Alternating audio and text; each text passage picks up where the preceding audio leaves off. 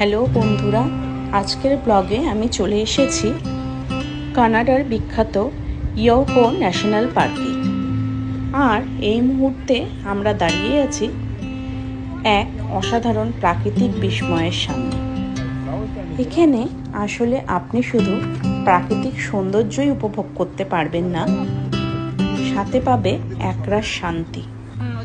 এখানে চারিদিকে শুধু সবুজ বন, পাহাড় আর নদীর শব্দ।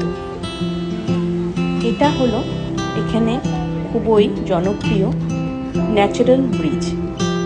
ন্যাচারাল ব্রিজ হলো একটি প্রাকৃতিকভাবে গঠিত পাথরের সেতু, যেটি কিকিং হর্স নদীর ওপর দিয়ে তৈরি হয়েছে।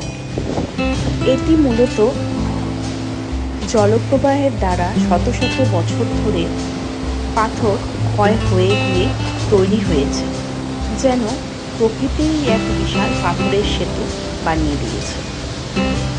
এই জলপ্রবাহ ধীরে ধীরে শক্ত পাথরকে ক্ষয় করতে করতে একসময় নিচ দিয়ে একটি সুড়ঙ্গের মতো পথ তৈরি করে ফেলে, আর ওপর থেকে কিন্তু সেই পাথরের অংশটা থেকে যায়। এটাই হচ্ছে ন্যাচারাল ব্রিজ।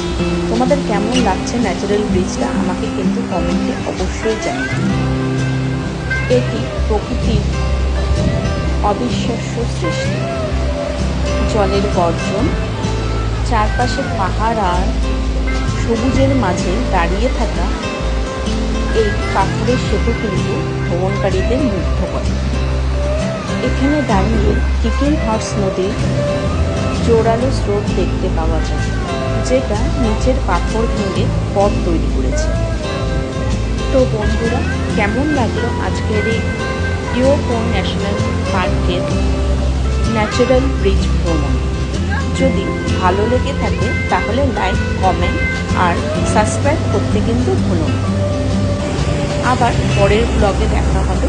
ততক্ষণের জন্য সবাই খুব ভালো থেকো, সুস্থ থেকো, সাবধানে থেকো।